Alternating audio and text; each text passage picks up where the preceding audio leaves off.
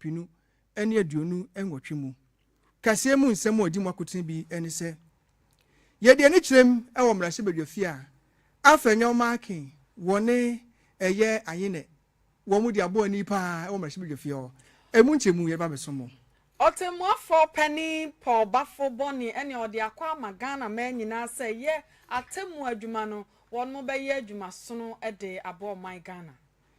yɛde ani bɛkyerɛm ɛwɔ Ghana ha adwadiefoɔ nkamukuo ɛyɛ trade union congress no wɔn mo akache wɔn mo de nsɛm ɛto aban nanim sɛ nneɛma bi wɔ hɔ no mu atitiriw ɛyɛ mpɔtampɔtamu ase ne ne abia no ɔhwɛ no wɔntwe nsan emu nkyerɛmu yɛbɛba bɛso mo Yabakwan kran wiem shan gina breye narcotics control commission ene won mo ache sushan bia tese wo hwe mu a tramadol na abomu mabe yede mu nchemu ebedom mo kasem yebafru jata adupre no atufa ne ekopiem ewo nkrofo nkro so na yekɔ Uganda Adventist World Radio 97.7 FM aduonu yampanifo ka wɔn ho wɔn bɔɔso akonya kwanhyia ma wɔn afiri mu US aban a omanpani Donald Trump sayene no sa brede sa opesa wo US abrochima mu kodi dwuma bi a wato nkra de ama enkra wode ama yesa yemfa ma on kase mu yede ne nyina ebema mo ensam wei ene nsam ahodo pii ne edikan di tie yede ho mfoni ene eho ene na kyese kase boba ko mfoni nie kase boba ko eho nie yede ba besomo ewo efia kase yato apete abafo ntentafidie no so www.awrkumasi.com onsa ebeka bi wo ho eni mu ntentan Facebook wokɔ a eni YouTube nyina no Awr Kumasi 97.7 kase no edem live ewo bo modern a na kɔ like wo like wi afa comment eto ase na ehye fama wonua no nso so entumi entie kase no ebi afei yen APK app no se wo ha ene Wagadugu kura no a wobetimi atwe ato so kase won sabeka Awr Kumasi wotweto wo phone so a App Store na Play Store bomoden a na biemu na nso tie kase bi yeni a awiei yaje bre yede kase be sommo eji aba meje so ne aduanaba nana ya barima preko mene abena adomako redu yeda ye ho sima ye ba Adventist World Radio 97.7 FM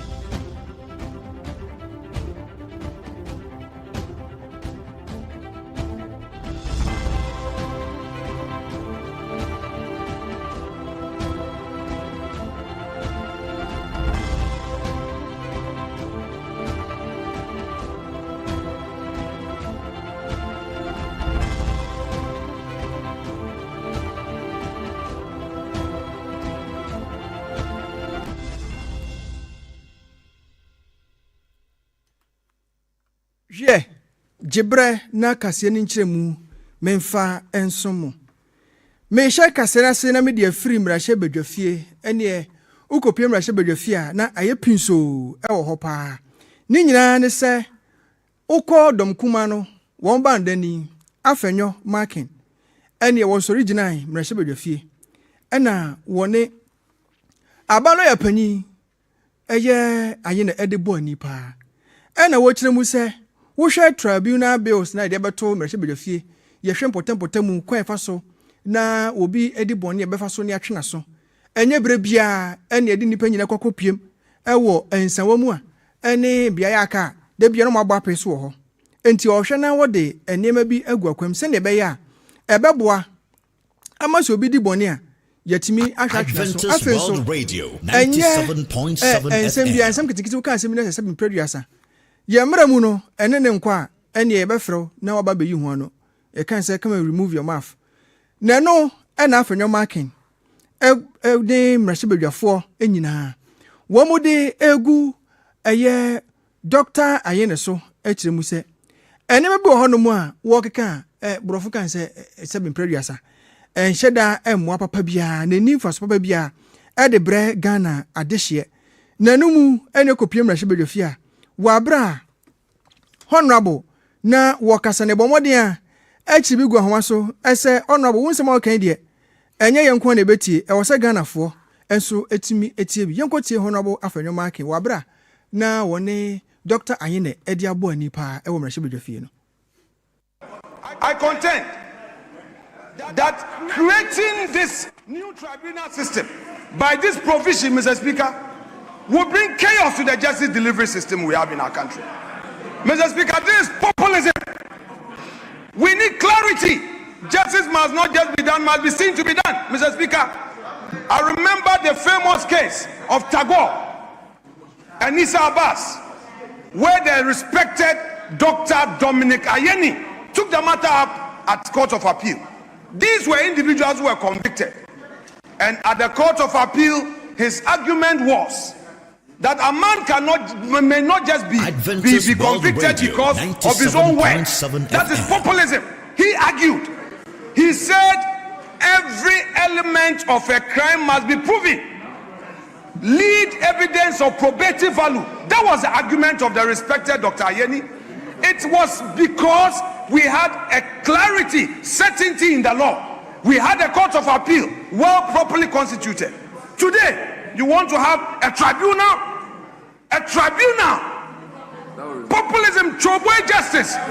Choboy justice. Mr. Speaker, Choboy justice, where people will be sent and people will be thrown into jail. Mr. Speaker, I will not sit here as a minority leader and allow this provision to stand. I move that this provision be deleted. Mr. Speaker, I so move. Honorable afenyo ma ken ye nkon tintini pa. Neni abrese otiasie na wosore wonum suo na tekchema edi afrusa na epa onum die. Wontwe na entwekena. Masa bi ono enya adwuma. Ne no na aban lawyer pani ye no e ba tentene so a ono na hwe so Dr. Dominic Ayine echem se o afenyo ma ken. Asem se ya tobu ase. Sai wo se yan sa tribunal na e ba no be man krofo echom basa to mogu efies basa afenso wo hwe atemo nsemu a ema basa ba no fa he na edi aba we mu nyina eye ntrosem yenkotie Dr. Ayine ono so ni yi ano a wode ma afenyo maken. These things are textually incorrect as far as the Constitution is concerned, because as you yourself drew his attention to the provision in Article 126 of the Constitution and 142, but let's start with 126. It provides an integrated judicial system that includes regional tribunals,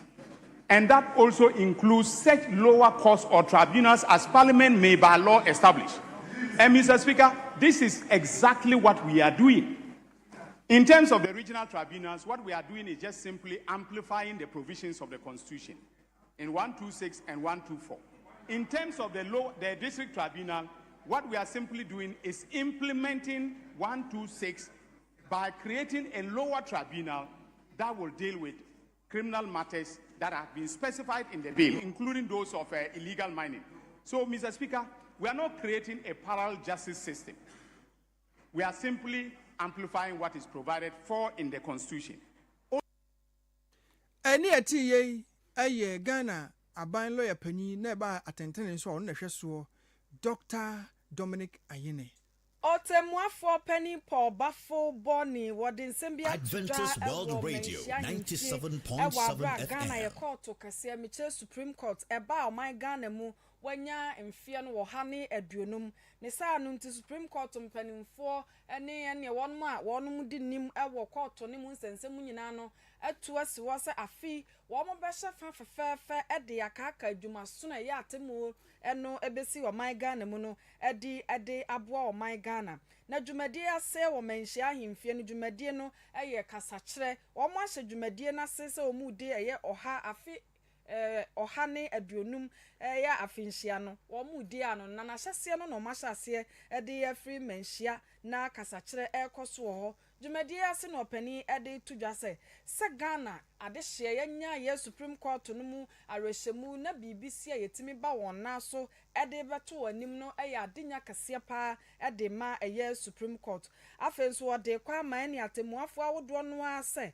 gidi Ghana yenya wo mu no yenhwe na yenye nipa mu nyimu na wei de ba ye katakata so mu aso na atenche bia ekoso no yenya ni nyina na beboa ama gidi ne Ghana yenya ewo mu no ebetumi atena hoda afenso wode tudwa se wo hwe ye afe oha ene aduonum aba beto so ya adwuma pa ye atemu no ebo wo man Ghana mu so kasa wo kenkan a eye pi na atemu adwuma na ba Adventist World Radio 97.7 FM mu amayasum adwe yanko na afe aban ye ne temu afo pani Paul Bafo boni bra okopie mu Kumasi ahimfie dwumadie ya se ne nsem ode tudwa no yenkotimra. We celebrate this milestone. We do not gather merely to admire how far we have come. Milestones may matter because they remind us how far we still have to go. The greatest chapter of the Supreme Court must never be the one already written. It must always be the next one. That is why today's lecture is so important. Its subject goes beyond law. It is about the continuing conversation between two ancient and respected institutions that have shaped the conscience of our nation. One has spoken through stools, the other through benches. Both have answered the same human longing, that justice must be stronger than power, that authority must answer to principle, and that no society can truly thrive unless its people believed fairness still has home among them. Nanano, as Chief Justice, I come today not only to celebrate the court's history, but to express deep respect for the enduring contribution of the institution of chieftaincy to the peace and stability of our republic. Many disputes that could have burdened our cause are resolved quietly in our community through wisdom, patience, and reconciliation. The law recognizes this rule, and our nation continues to benefit greatly from it. As we look to the next 150 years, I pray that these two great institutions will continue, each within its constitutional mandate, to strengthen one another in the common pursuit of justice. For justice has never belonged to judges alone. It belongs to the people. We only hold it in trust, and trust built over generations must be guarded with the greatest care. The greatest inheritance of the Supreme Court is not its buildings, nor its history, nor even its judgments. It is the confidence of the Ghanaian people, the quiet assurance that when they enter our courts, justice will not ask who they are before listening to what they have to say. May that confidence never fade away. May that trust never be betrayed. And may those who come after us find the tree still standing,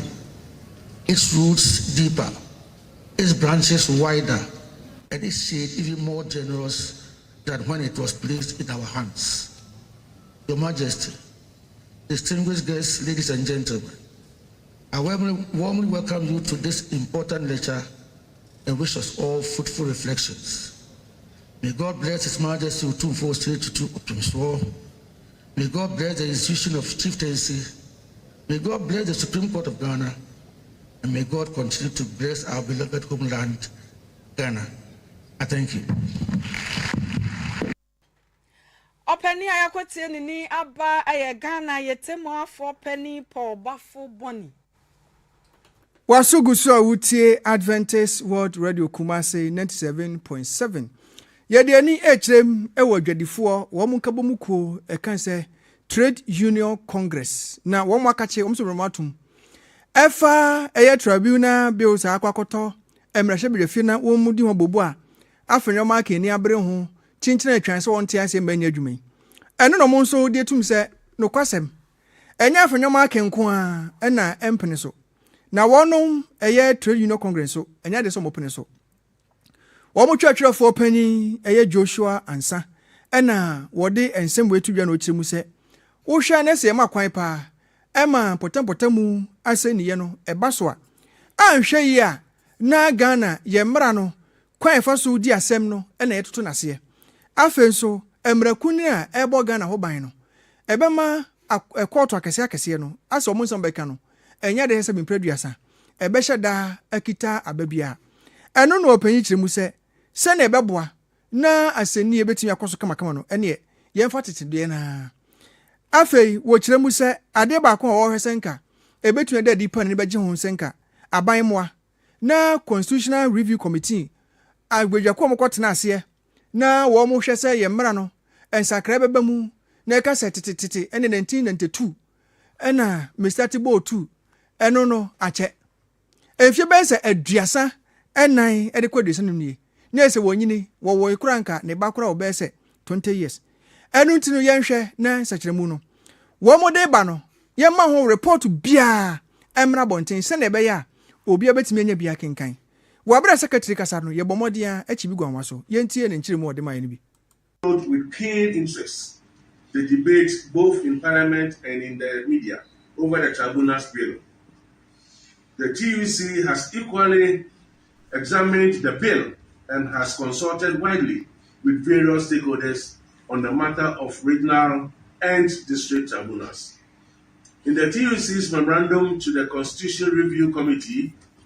we noted in paragraph 14 as follows: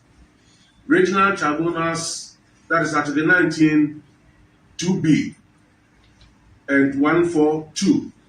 are no longer relevant. The TUC recommends that the entire article and other consequential references to regional tribunals must be expunged from the Constitution. In its final report to government, the Constitution Review Committee recommended that the regional tribunals be de-established from the Constitution. In the considered view of the committee, the High Court has been handling the caseload of the regional tribunals. In the face of these clear recommendations, both by TUC and the Constitutional Review Committee, it is baffling to us that government is attempting to activate the tribunals. The TUC is manifestly opposed to the idea of resuscitating tribunals, given our collective bitter experiences with tribunals. The tribunals bill in its current shape and form strengthens our conviction that tribunals must be abandoned. The bill, when passed into law, can be a potent tool for weaponizing justice delivery and entrench the perception held by many that our justice system is up for grabs by the politicians. We call on the President and Parliament to heed the advice of the Constitutional Review Committee, and government must halt the current legislative process of enacting the tribunals bill. Ani atiye eye opanyi twetwefo opanyi edema adwadifo nyina nkabomukuo eye trade union congress no Joshua Ansa ene etinene no ye de ani kyerem ewo nkran wiemhyɛn ginabia sabra ye kasa aposifo ene wo mo de nipa miensa bi mote ewo ho won ma kye wo mo sanse eye tramadol enu awodo a eni kwan so man Ghana eye dro de nanso kwan bi enkrofo bi fa so edidi dwuma no ntino won pese dro no ebe ba mountain basa no ene nipa bi yetimi anya akokodro akra saa enu tramadol yi mako ana million no mako enum ena ede aba oman Ghana mu ene ne hu sika na ye million no oha ena saa brede ya che wonum na dwumadie anasa na mo aposifo tu ye nipa bi ena kote wo mo ho sa monka mo ho na nipa bi akwa krasa enoi ede aba oman Ghana mu na sa nya oman Ghana nkwa na enuro no anka ye benom amaya wodo titiri ne bibi maya wodo ene Togo kan ho esoro ho kan ho Nigeria ne amaya wodo piso ena nka nipa kwakra traumado yi baaye no wo be chiche sebe ede amama nte ne mabaawa na wanom ne kwambone so akwakofa oye ne ede abre ebinom na mpanimfo emechira na kokko wo mo kire se sabre wo mo ani abrese krodom a wo mo aye krado se wo be hye baabi anase nuboni hudwa wo no masori gina ebra no sa wo de wonte na sa wo bekoso na wadi nuboni hudwa baabi a wo hye bia no nso no wo mo aye krado se wo mo ba behyew wo ma bechew no wo ma behyew na afi no wo mo de wo aba begina Ghana ya mamra nim na wa ba be kirechirem de enti asa dro ye nyina ye bra na wo de wo se wo be kra ba man Ghana mu titiriw no wo de aba beton aba mabunu no ama wo mo nso anom ama wo ebinom eda achen akwa ye basa ye free na kokfo akache no na de ni chirem ewo Dr. Osei yaw adutwum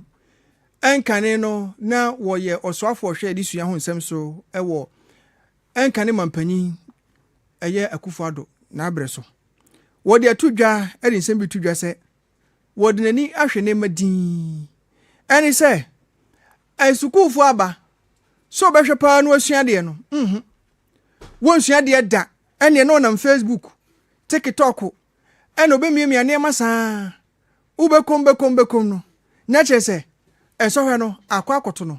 afedie na oyi no hu hwenye yi ebe wiase na wo muda aposo ene chese obi twam kwa na okase wososi sai na odwin sa apo na ede ba eyade ha adwen pa na wono wo sre seso akoye mrahye badwani de dikan na oyi obi a wo hwe disua nsem pen no ebe modin a ye hwe ne nkwa ho pa na sa de no eyade ha adwen hwe se kirekire ni abomodin a kira de so beda no won na wa hwe syllabus wo de kane asini nchen ye ma ofokora na eno kwa na areho no na oso bobo wo ba hihye bibia sen kodai besua de no ene osikirekire ni wo na ape ena so be kira de mesu pa mesua wo nsua ebe wiase na apo ena nani egusu a odi akire wo de nsem wo atudwa wa bra na wo hyiemu wo eye Faculty of Educational Studies Students Association FESA ewo Kwame Nkrumah esuapon no mu ena odi nsem wetu no chechire mu se eyade ha adwen enu tu behwe obi ena JHS unu otimi abo 11 bebre obedru to school no ubisa ne osua eno a na aye maabo ni wura fini ho kura wo mo nsusu a wo mo wo eye ntwaso school no wo beti abomodin a no nso akonanim ene biology wosimayi wan ene oncology hwanhwalogy nyina wayi bi nanso okodru suapon mu a na afa asem na kwakoya areho na no ene odi nchirima se wo sre ebetumi ayam yeni nkwo ho pa anya saade a ebe wiase no na emabunu adisuafo sen kenye so papa emo be kirekire no be yempanimpa organa ha no ya hweye wo mne babanyini ama de cancer corruption no ene ebe yo bedo so pa nurse ni wo gina ho be wo pane a wa hweye ene me yonku bi no de eye sfigi bi akobo bi ko ho adan a wo check ni BP wa hweye sabi ene beto a ebe ya ho sempa wo din se wetudwa etufo sebe ya yenhwe na kirekirefo ene eye aban no emre ni nko adisuam sem se na be ya enkonkofa sebe eye wo mu a enhye den sua de papa bia emre mamu na ko wiase de haw abreye. I believe that issues of education are so important. National coordinator at the aban shishaya or de ba sa wobenuane at the basic school Ghana school feeding program. Na mame or the atuja sabre ade empanimfo ya de dwumadi ahye wo mo nsa no eni kwan se dru ba bia wo mo tetena wo mo koso no mo kohwe se aduane a ne se emo ni kontomire na akatoa ne na mu ne eno ama nkwada ya eye sa pepepe na wonom eno aduane no wonom eje mame de sa semi atudwa wa bra wo bo anan eko new dwaben anafo mensini ni mu kohwe se adwuma ya de ahye ye caterers ne kirekirefo ene school na anonfo no eye noa na onom ya na wo kire mu se sa anya sa ne ketra bi sabi mu animu a ene wo betena ba bia ye de ope na ne aduoda sa aduane na me pintin bia da me no enu bi no mo be ye de amankwada na ban so enye na nisu ade hunu se pintin bia ebeda ne me yenko haji afati fogo ho na ne nsem ode tudwa ewo New Jabin South no yenko timra. Today we are in Koforidua and in the New Jabin South municipality. We are here for two things. Currently, there's an ongoing nutrition training, and we're also having a monitoring. This is my first time as the national coordinator to have visited this area. In doing that, we had to pay homage to the overlord when it comes to education in the municipality, who is with us here. We've visited this school, we have engaged the headmistress, we've asked questions, and I'm impressed with the service delivery of the caterer in this particular school. Whatever it is that we have to do to make it better, I think the headmistress have mentioned that. Regarding the training, it is for the caterers to learn and appreciate our indigenous food. We expect that they use our locally food items to cook for the children. We believe that it is good, it is nutritious, and it can let them grow and grow well. It's healthier than the canned foods, the imported foods, if properly prepared. We want to ensure that we don't compromise the nutritional value of the meals that are prepared for the children. So we are collaborating with our development partners, which is World Bank and Muguchi. I think they have designed a manual for us to educate our caterers as to how to balance whatever meals they prepare for the children. So the training we witnessed over there is to equip some officers to also go down there and equip our caterers with that knowledge. So far, so good. All these are geared towards resetting the school feeding program. And I believe people can attest to the fact that we are actually doing that. His Excellency John Dramani Mahama did not leave school feeding out and resetting the country as a nation. Haji afati fogosa de eso so se ebeye ko mensini ahodo mu ene kropon mu ahodo mu a empanifo etu anwomasua no eni kwansa wonom etetena won fekire na adwuma yede ahye enipa bi anase mabi nsa se wono a enuane mayema no won konkohwe na wonom nya adwuma no.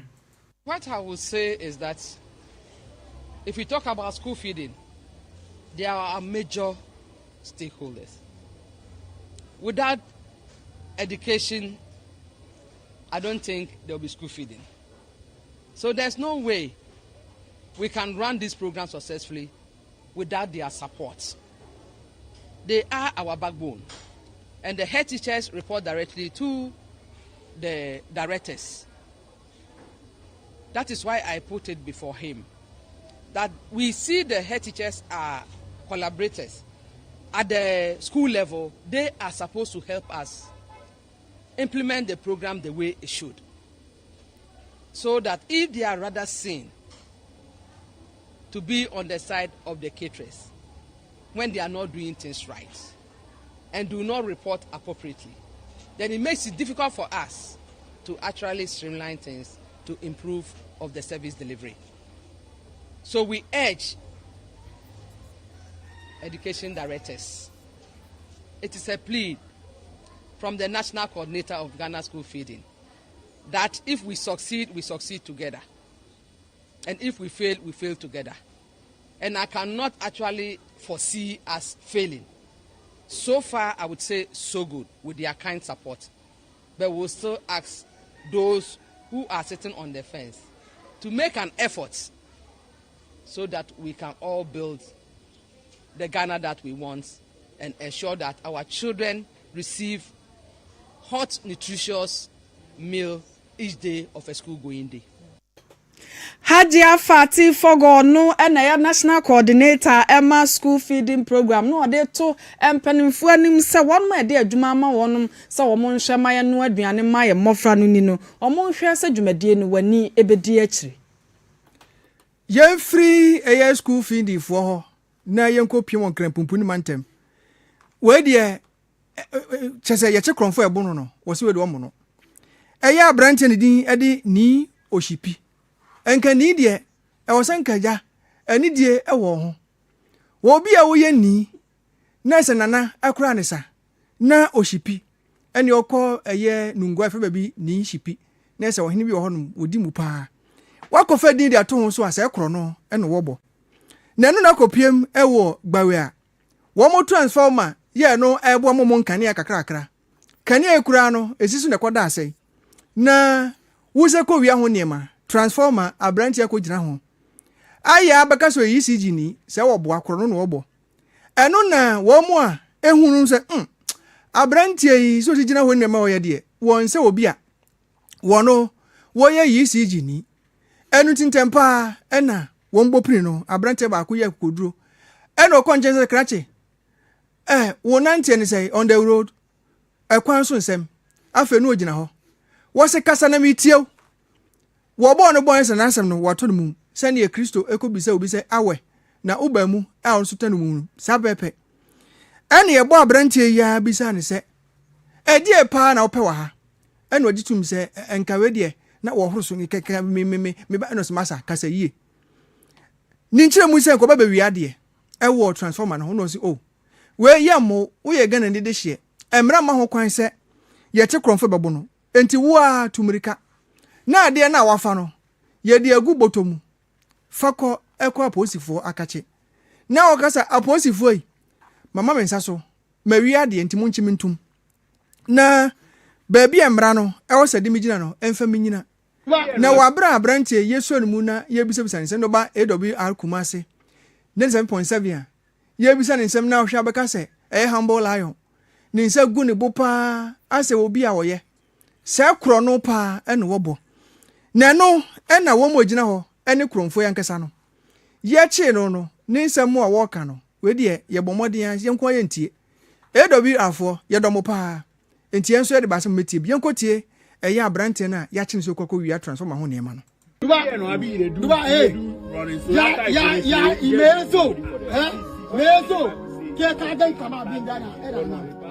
shine kashi na shine kaga shine kashi na kashi na fito shi baba na yake ni duba she ya gan waya na we she ce wani kinyan ka kuma ba na ya sai sama kuri bari fa mun ina mun ya de me chana de bi wa me chana de duba won wa ade na wa ifa fuse mo won fuse we a okita no wuyi wa ha tie ni ya din fuse na ni ya fresh muda mo sha fuse na ni ba ku na ho no fuse na o kanu fuse no we fuse no ba ku ni and at the same thing so they just on fine and this away asia fine away asia everything to form sa asia everything to form and away see a new one replacement in here replacement in here and I have come here careful and away so mama min tuma wana ankati iso nim na we so okati we nu hwe so ni hwe okati ore ni okati se ni ebe hu ye no wo so okati toilet no dey excuse on asem no awre ho nso ese nika na eye krofo a ye kire se wo kwakọ wia eye transformer ho niema wono ankasa ye denim se wonko aposifo akache ampani ampa ni omu de nchi kakrakra wakọ police station wono akasa de ne ho kọ ama posifo aye nhwehwemu Yeah, twakase no so yede ani hremu ewo Osu Oxford Street na FDA Food and Drugs Authority ene omude omani akwa akopiem ewo Kentucky Fried Chicken ya kan se KFC ni nyina ne se wonu adwuma wo bo ne ho so wonu anuane mankrofo betoko wo mu fie di no wo mu ni tumi krata ma wo mu kwan se wo mu anu anuane ene wo kwaye maame no mu a wo mu anu anuane akase de mankrofo no a wo mo bekọ amampanifo de wo mo afamfidie mahwehwe wo mogya mu aye nneoma ba bia wo be no aduane se hote se honte ne niema hodo a esesa mpanifo ye no ene wo KFC ho ade wo Osu Oxford Street wo no enya ade a wo mo food hygiene permit bia ene FD wo mo de credo pa kasepa no bi ede atumu e kire se enya wonko an wo mo asori a wo no mo kọ Ghana mantam dunsia ni nyina wo mo asori miamia ye no aduane mankrofo koto na nso wonum edino sade beye na yade atiate se ene obi yare oboso kirewa wanhwa wuti ebeye oya niema ni nyina no na ye nyina ye soso ano ma yare ahodo a edokro Ghana de hye wo man Ghana mu no ebekọ from enunti FDA bokokose wo baabi na wo no aduane na sa ye food hygiene permit no woni bia mauna ma oto sade ye ka no ne kọ bia sesa wo kokwaje sa permit na wo mo ba na wo yi kire wo mo na mu bisa wonsam ese wonso yi ano na bibia adakwa mu dia ene na won mu agya wo ama wadi udwuma na ntesa so dia ene mra kwan a wo mu do befa so no woni wo mu bekọ na afemu akwa no kra ye toa kase no eso na ye ba santimantem ha na de ni akirem ewo kropon ne so afo ne ye wo no ene hwese santimantem ha bibia bekoso kama pa mampuntu aba eye meka Kumasi mayor asem no Honorable Richard Ofori Ajiman Blvd wadi eye Kumasi manyina anim edani akire mo asafo eye interchange na wo be pie mu no ene o kire mu se enema bi ekoso a enya rese nani age ho ne edikan ene ye 7 producer enubone pa krofo ye ho adwuma papa enu akire no wo hwe 7 producer eni efi pa ekoso ewo eye empotamu ha se ya ano odin na sane da bia eka enkrampupuni mantem so etoye ne kofa ha de baaye no wo no enya de se obetena ho ama sa adwumadie no akoso na bia akoso Kumasi ha enu ntini ye beka efi ba se na otwemienu bai eni wo bo adwuma pa bia ya hodo a efi ahye wo ma no ne be hwenkrofo na etumrika no wo mu dwane kyerese wo bi a be dwane oto ne ma de agu bola pa ja ekoso no eyade anu odin na ne oba Awr Kumasi 7.7 Facebook a utum se mayor na ni abrepa na waje ne chene na tade na empanifo ne emema pa batri edie na chi no hu na wankasa bedwane ni nyina anya sa bia hunahuna enu nkrofo na emom efia edore Kumasi man eni asanteman no eno ena wo hwe se enkonkofo ye na bia enfament no wo bomoden se na ebe ye nipa a tete Kumasi ne potem ha nyina no ye mahunidie atimi akoso ede amaye na wo hwe se baabi a wote efi bola pa no enye se bia sebe krotu bi o kromfinfin eye asafo interchange no enche won mo animu efa potem die ene opanyin so kire se won hwe ma efi enkoso wo be hwe nkrofo ton ne ma honuane ahodo a yeton honum so nyeketoa se nuani ya na edidi akọ eyemu a ebe wiase na akofa eye cholera de abrayen ebe wiase nso to a na be yiri de fe na aban ene se boka eno no se won hwe ma sa de no nkoso ansa ne kase mehu yanka ene ye won borofo bi ayeka ye se philosophy of the wafahye ho eno nti so no ntena se me ka se be mpraduasa wo ye panyin no betena fie ama eye mofra awe na nkan na kan nkan wefo hunti no wo tu anamo na bia ho no otimi ahwe ama firi a ekoso no bia wa enu kwa se osi edan wo ho no kioso ahodo wo dwini nyina edi agu a eboa se be ya eye hunidie ebekoso ewo Kumasi ene ne potem hanyina Ya twaso yada so ejina asante mantem hayara Dr. John Abdullahi Jinapo no ne soafa wo hwe yanyina mahoden ho nsem so pani di atodwa sane free bosumi aye wo mu kita won sabosumi ne da toso aduo no ekosi dadwa da di anim ya eye Gridco ani ECG Electricity Company of Ghana ene wonum betra wa kwaban mu wonum ba bebo adwumaso no de aboa anyina mahoden wo asante mantem hafa baabi na sa adwumadie no ebefa bosumi maako miensa bia adwumadie no ebekoso eye Kumasi ne anwoma so ehonum na adwumadie no ebekoso ene anyina mahoden wo mu bemiamia ne nkyerewam ene de sese etwitwa ahoma ne akyekyere homa no wo mu ba beye ne nyina sade beye na nyina mahoden no emu betimi atre na hoden nso bekosoro na nnwuma ye di no ofie ye na nyina mahoden wonsam so no atumi afantoma pefra enti efri dwadade konomiamia baabi ewo Kumasi ano sade ye ka no se dum so no ebeba na nyese dum so wonmu edum no na omo ayensiesie na tumi aboa yen ama yanyina mahoden nsam so afantoma pa efra yenko ne onyamfo Dr. John Abdullahi Jinapo na enkra wo to ama efri dwada di anim eben so yenko timra. It's been a very difficult decision. We've been going back and forth how to go around this project. Kumasi, like you said, is heavily built. Unfortunately, over the years, there's been a lot of encroachment on Gridco's right of way. The normal situation is that the shoulders of transmission lines, there ought not to be any construction. But unfortunately, there's been construction over the years. And like you said, these lines are more than 30 years. And with demand increasing and also the installation of new generation units in Kumasi, we need to find a better way of evacuating the power. Initially, the work was supposed to take about 6 months.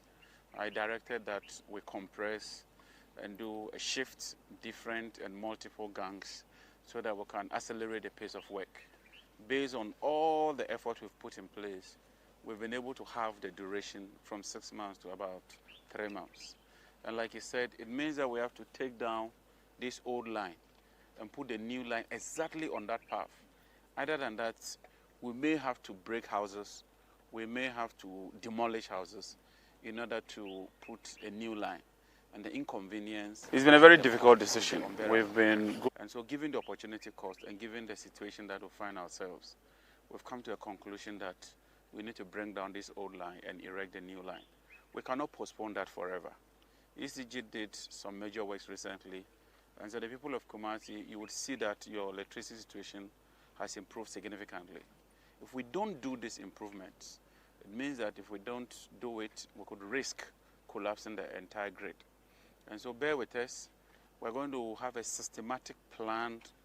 work. If it involves that we have to take some place off temporarily, they will do that, but we would inform you ahead of time. Also, our objective is to ensure that we do not disrupt business activity for a long time. And so please bear with us as we go through this very necessary phase for the next 3 months, so that we can have sustainable supply of power. To upgrade from 300 to about 1,000 means that you are doing about 3 times that capacity. And that means that this line can take us for a very long period of time. And so I want to assure the people of Kumasi that we are paying a lot of attention to the electricity situation here. Most of this work should have been done years ago. Apania was share yanyina mahoden wonsam so Dr. John Abdullahi Jinapo ene ete so wadi tudwa say ye bosome miense di anim Kumasi ene anwoma so wo mo ba be ye nsakiraye ewo anyina mahoden wonsam na tumi aboa ama won mo ede sa niam edidwuma nso ho ato wo mo yi. Awraho samu a yensa eka edi free eye Stewards Hospital ene se yebekaya nkwanhia esi Kumasi ene nkran kwantempon so na enipa efiri mu na bi nso aprepra no wo mususu se akwada ba ko ana wo ka ho wo da wo mo asopiti ho ye hwe na busuani a yehu no ne maame ya oni tukwanse ne ba mesi ne bapo ya hwe na yehu no na ukopiem ewo no yakwa ewo odumase asem na mekan wo kire mu se wo susu akwada yi ebetaba se na wo ka akontufo no ho na ne maame eka ho bi ya hwɛ no na kasa wɔka ɛyɛ eve wɔn kasa bi anka ho biem ubi sɛ odin de sɛ no gyina hwɛ anim je sɛ eve na ɛne wɔka ɛno nti wɔde adesrɛdeɛ ɛde to Ghana fo nyina titiriw yɛne a yɛtie Adventist World Radio Kumasi 97.7 na yɛhwɛ video nso so ɛwɔ ɛyɛ Awr Kumasi 97.7 no sɛ abɔfra yi wɔgyina n'anim ɔmɔbɔ paa awerɛho na ne maame sɛbi mpreduasa sɛ ne maame osi ne busuani bi oni tu kwan no yɛnhu no na wɔde adesrɛdeɛ kɔ sɛ wo a wohwɛ ɛyɛ Awr Kumasi 97.7 no bɔmmɔden a na yɛma abusuafoɔ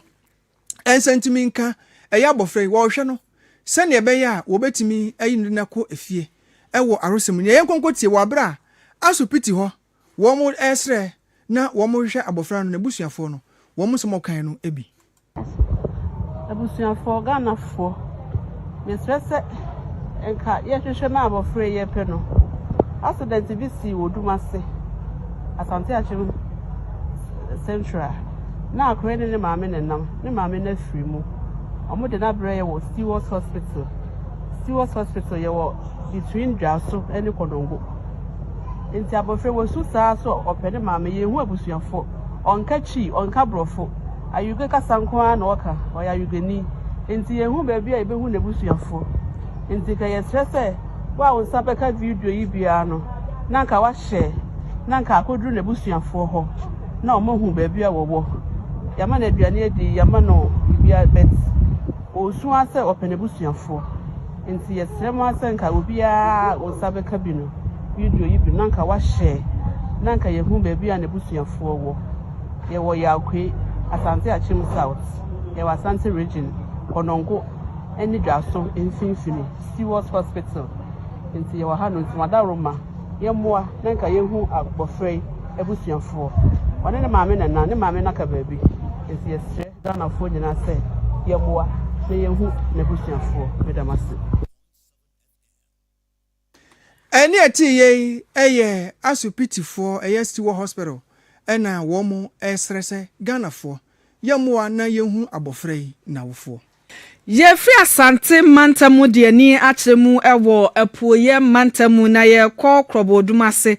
ɛyɛ circuit court ɛwɔ Krobodumase ɛwɔ apuoye mantamu wɔn ahyɛ sɛ yɛ teacher ɛne wɔkyerɛ French Miss Way Hondana Mensa wɔn kɔ afiase na wɔn kɔtwa mfie no maako edumienu na afi wɔn kɔ dwodwo ne ho wɔ hɔ ne nyinaa ne sɛ wakɔ akɔsese abɔfra na abayo a wanya mfie no edumienu na asɛm no esi bosom ye wo mi meche kuta won sabo sumi ne de to so enwotwe na sa teacher ni wɔkyerɛ abɔfra na de wɔ school na yasa afa no sɛ private teacher wɔmra fie mɛkyerɛ abɔfra ya de na wɔkyerɛ de no ano wɔkyerɛ de na wɔkyerɛ de ne sɛ de wanya asɛm wɔ hɔ na bosom ne de to so du baako na ɛyɛ abɔfra no ne maame hunu sɛ kwan a wafa so a wɔnante ne sɛ de wɔyɛ no ɛsɛ bibi enkoyie ɛwɔ ne ba ne ho ɛno nti wɔbisa abɔfra no ma abɔfra no nya ne maame mu gidie ka kyerɛ ne sɛ ɛyɛ miswe ɛyɛ teacher a wɔsɛ wɔn kyerɛ made wɔ fie no ɛna de me afa saa kwambɔne we so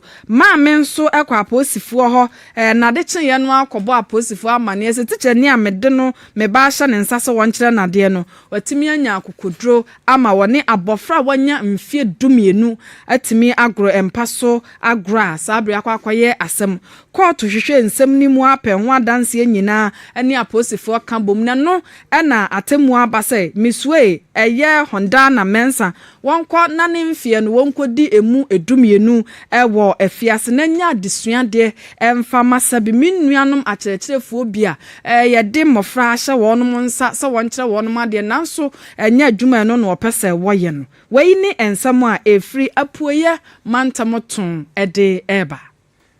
o cheche ni akokyerade a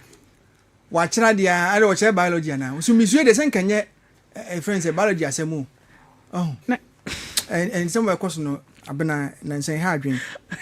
adwen pa na ye to akase ne so wɔ apuoye mantamu o cheche ni bi kyerade na wɔ kyerade bɔne ka ho no we de ye kopiem ewo eye nanmo trankonwa ya no mo nsawo mu a wo mo ne asafo eku honom no aka bom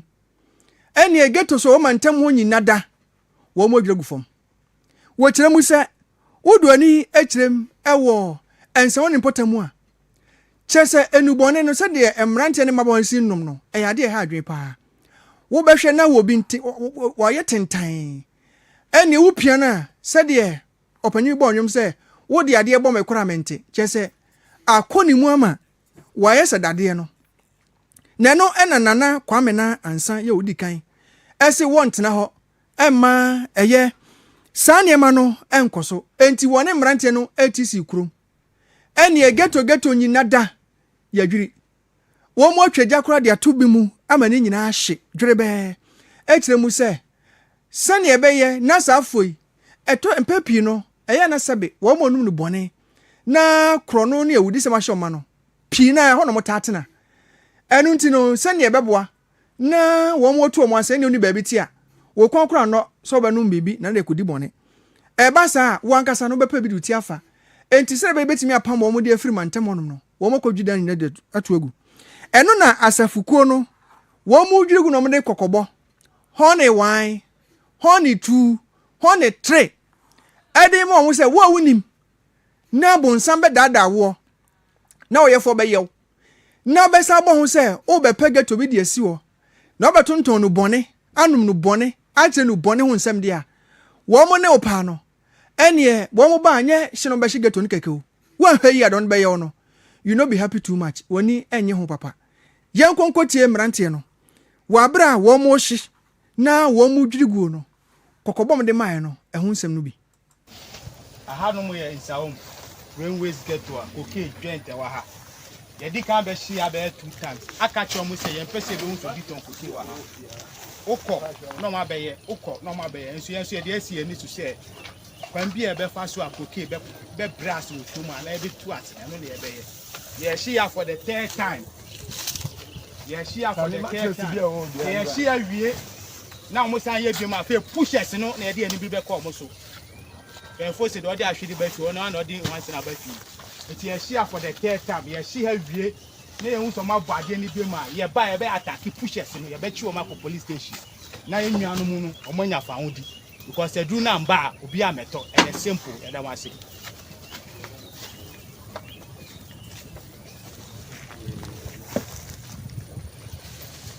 ɛne ɛti yei ɛyɛ asafo mmerante ɔmo ani abere ɛde kɔkɔbɔ ɛma sɛbe mmerante no mabɔ ɔno no bɔne sɛ wɔwu nimpa na bɛsa de geto bɛbɛsi hɔ no wɔahwɛ yi a ɛne adi a ɛne ɛne bɛyɛw Yeboshi na diani akyeremu ewo etifedo na yebosom ewo me ne de toso edumienu na ohempapa owo dabon mekire ya na mahama abubakar toso mienu na ne ho dodo no na wokọ South Africa sa dokotafo enhwehwe ne nkyerewam nanso odomankoma nyankopon eto nsa frɛ no saa da no na esiye na nam so oye ohempapa no ye Ghana ye ndesi kronkron no ntino esese ye amamre ne amane nyina na yeja opani kwan krakrakra opani Yakubu Mensa wono na wokọ bewa ahimfia oye kasamafo ho wode atudwa se ye won musumu ne won hyehye ne omamre mu no omo ahyase ebo empire ya amamre de ayen hyehye na omo de agya ye ya na Abubakar otoso mienu enso ehu entotoye na nyasa aye no ani dabi afei na busua ne oman no ne sumu wo mu ahodo no nyina ebetenase na kwan omo befa so ne apenana anase wahempon krabre ne ono nso wakwakwagye na home no wonom de ne nyina begu akwamu yekọ bawe ahemfie na yakotie kasamafo Yakubu Mensa efa nana ya na Abubakar Mahama otoso mienu na ye eho enhyehye.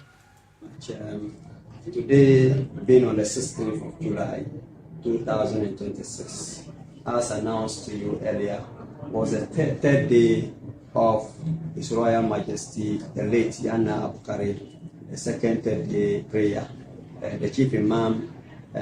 together with Naya Kugana, Najelso and the elders of Yeni, they came together and said a prayer for Allah to forgive the late Yana sins. And we also saw the numbers that actually trooped in, both from Abudu and Andani. It's been done successfully. No incident has so far been recorded. the elders has also agreed that the 7th day will also come up on the 24th of July 2026.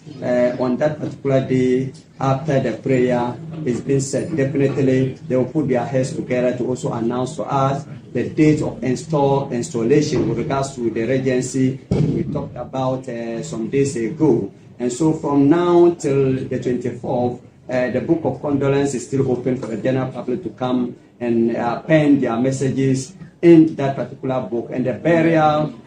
process will also continue. We still expect a lot of institutions, government officials, and others to come and do their burial. So from now till 24th, the burial process will still continue. The book of condolence will also be open for the general public to still come and put their messages in that. So far, that is what we have at hand as far as the activities with regards to the late Yana Abukari II is concerned. Thank you very much. I'm most grateful. Yadi aniye chemu ewa gbewa ewa etifi do mantemu a eye ohempopro Yana Abubakar Muhammad otosumienu ne nyame frɛ won hyehyɛ abusua ene man Ghana ye se ebepe opani krabe na ne kasamafo de atudwan ohwɛ ahemfie hɔ no ma ho sɛ wonya bra kɔ hɔ pɛn na agbewa menkɔ hɔ dade okay wa kɔ hɔ da yendi yonim no waka wokɔ hɔ no matum sɛ ɛhɔ nika na kamera sɛ bɔ hɔ no wonu sɛ wunwura ne hɔ no ankasa kora no ɛnyɛ ketwa na yɛfa konya we so ne de yakɔ nsɛm de ama ɛyɛ yendifoɔ ne northern region so on ɛyɛ northern region hɔ nyinaa no on sɛ ɔyɛ popra ɔno so hɔ no ti yɛfa konya so ne de yakɔ nsɛm nyinaa na ade atɔyɛ ni Ghana de hye pa nyina saa nsɛm we so na yɛ na yɛ ho yɛba yɛde bɛkɔ nkrɔfoɔ nkuro so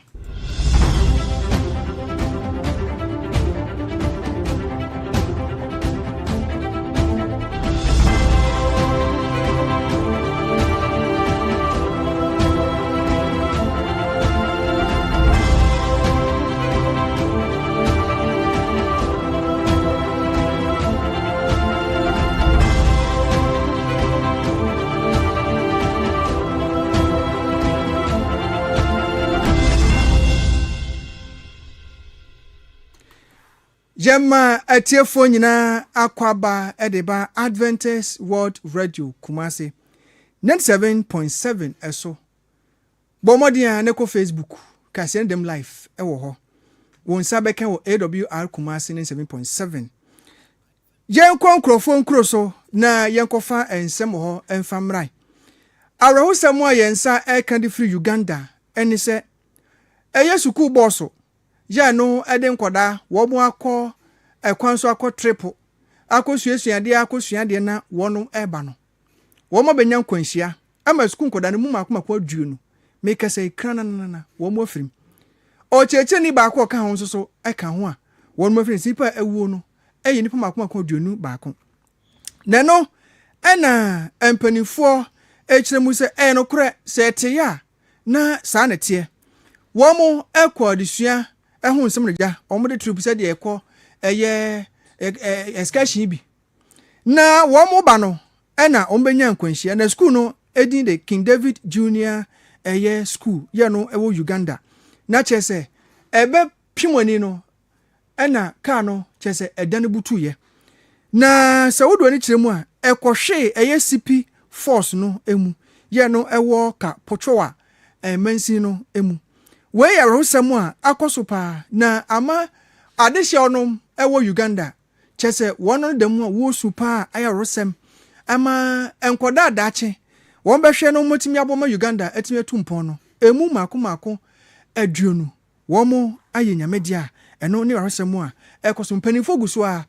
ehwehwemu aposifo nso ehwehwemu wo mo de eye mofra no mfonyi ninam ehwehwe se abusuafo betimi aba behwehwe wonom adehye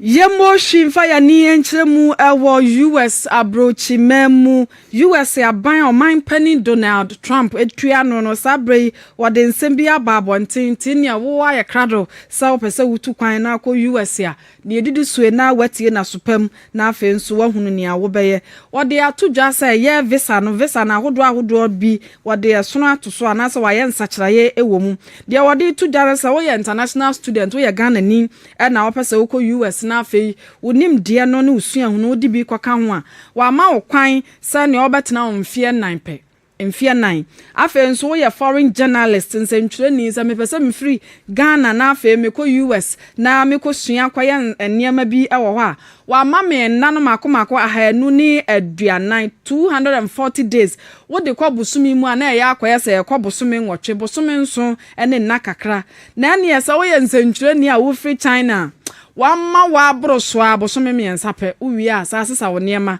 na afi kwa baby a ufiri bae sebre ya waboboso yi no ode ama wo no eso na se wo pese wo sa atena obie mu a o say apply for an extension and I say free wo mine mu kra na kwa baby a ufiri bae na afi sa akwasha ase afoforo sa wo besan aba o mine mu ansana wanya ekwan de aba US abrochimemu we ni ensakraye kakra Oman penny Donald Trump otua US amamu ano no de tudwa de ama ewiase nyina opekura won fa ni kuro ya de ordinary de ordinary won na de ni kuro de ope no na obema obeye Ghana yensu yenya bi ana na say opese o chese go back to your country no enu bi no pese o de ba na on can go back to your country asem o se oba ha ye ni ope no ano no yo ada obekọ ho ana US aha men so da yekrada kasia ni nyina asi eha eye Adventist World Radio Kumasi 97.7 eso na yenko eye Facebook na yenko hwe kasia no wo mo a ede ho comment no aba no ebi abena wo de no aye yere de enya yere de ntimi koko krache obo ase wasi obi mo ne pa na won hwe eye Women Development Bank no ba wi ewo na wono nso won na busua enko bi wasi Azamu Promise ena NDC fo ede aba wasi nchian conformer chairman Opti Akenten wono eye constituency chairman hopeful Obuase East wono nso eno no ode aba na business me pa cha wo de no beto airtime na wan kasa chechiri mu eno de mintumi nka wa ai kase nsem odi mu akotene bi ene se wo ko mrahye bedwafie a ene na mrahye bedwafie ho no donkuma ba nani afenyo marking wone Dominic Ayine edi abo ani pa efa eye tribunal court ho sensem no Otemwafo penny Paul bafo boni wode atodwa se court no wo mo bebo adwumaso no akire na pepepe ye akoso ewo man Ghana mu amatemamfo nso akoso anya court enum gidi ye ko amanone eye Uganda arosamo afiro ba ne se wo mo asukufo bia wonum etu kwan boss no konya akwanhia manipa aduonu baako na efirimu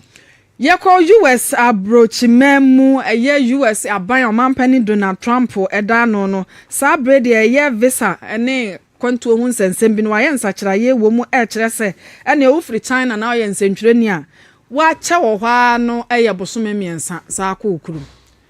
ensem we ni nsema hodo pi ene de besomwo ewo Adventist World Radio Kumasi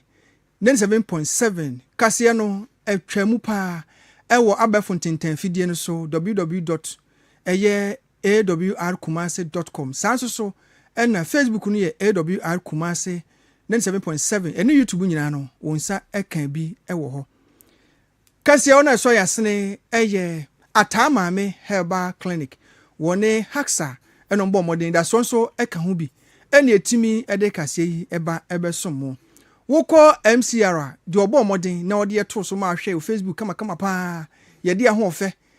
twam e Facebook no eye Robert wono na de yekoye Robert obo adwuma pa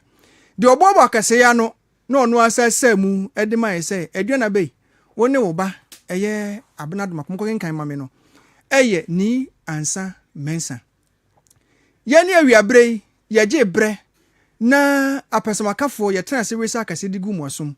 edi abo ameje so ene aduanaba nana ja berima preko mene abena adomako red yamamuni tia enyado